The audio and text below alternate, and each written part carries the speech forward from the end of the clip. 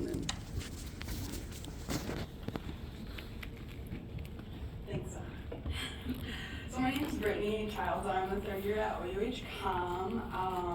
I just want to say it's my first time here, but I'm so happy to hear these recurring themes. We've talked about privilege and humility, and one of the things that really struck me earlier is that Dr. Avery mentioned opening the bucket and letting some grief out. So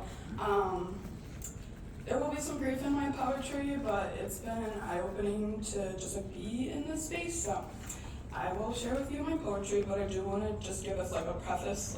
Most of you in here probably know what it means, but there's something in medicine called adverse childhood experiences, otherwise known as ACEs. They're traumas that people experience in their childhood. It's being researched a lot more, but essentially the higher your ACE score, the more indicative of future stress in your life, challenges and difficulties such as chronic illness and mental disorders. So I'll share with you my poem. 9 out of 10, but I am the one.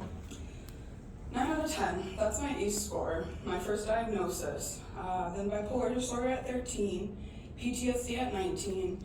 So before I ever stepped foot in a lecture hall, I learned what it meant to fight my own mind.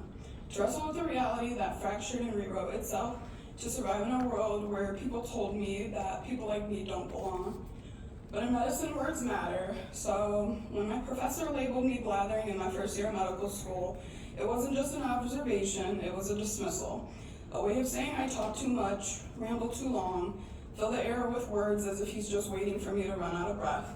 But I do not blather, I speak, and when I speak, I carve my presence into the silence that those have tried to drown me in. Oh, good for you, oh, how nice for you, as if this white coat is charity, as if my place here is a favor, as if I should thank them for opening a door that I've kicked down myself. But humanism in healthcare means I do not need permission to belong. It means that dignity is not conditional, that care is not a privilege, but a promise. I left home for here, 300 miles. I spent 8 months in silence, in isolation so thick I forgot how to exhale. I came here to learn medicine, but I couldn't breathe. I took a leave of absence my first year, and I watched my dream program slip through my fingers. I felt the weight of failure press so heavy on my chest, I thought I would almost drown again. But I didn't. I came back stronger, but 2 weeks before my level 1, I had a new diagnosis in my hands, autism and ADHD. Another name for the way my brain bends and twists, a reason for the struggle, but never an excuse. Because I've passed all my COMATs, I've honored half of my rotations, I wrote my first publication, I've designed research studies and turned my questions into data and my data into impact. I presented my work on podiums, stood before crowds who listened, as I spoke about spaces in medicine that are often overlooked, the gaps it often refuses to see. So I volunteer in communities where healthcare is not a given but a fight, where my presence is not just representation but a revolution. And still I sit in rooms where 20% of the voices around me are echoes of legacy, children of physicians, people who never wondered if medicine was meant for them. Where nearly 80% of medical students come from high-income households and a quarter are raised in the wealthiest 5%. Where medicine is not just a calling, but an inheritance passed down like trust funds, like summer homes, like a safety net I have never known. My mom made $17,000 a year, so I grew up knowing Medicaid, knowing how access to care can be a question, knowing that prevention is a privilege that too many people are never afforded. But humanism in healthcare means my story matters.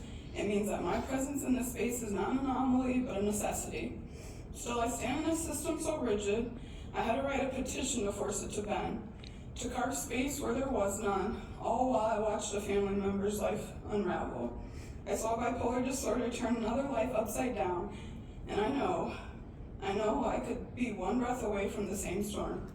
But I dream of my grandmother, gone but never far. Her pride is a pulse beneath my skin, her voice the steady rhythm beneath my own. She is my why, she is my always.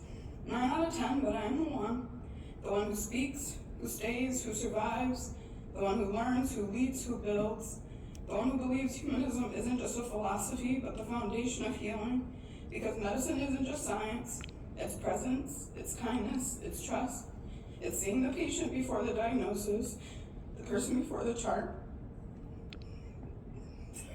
I'm here and I'm not going anywhere.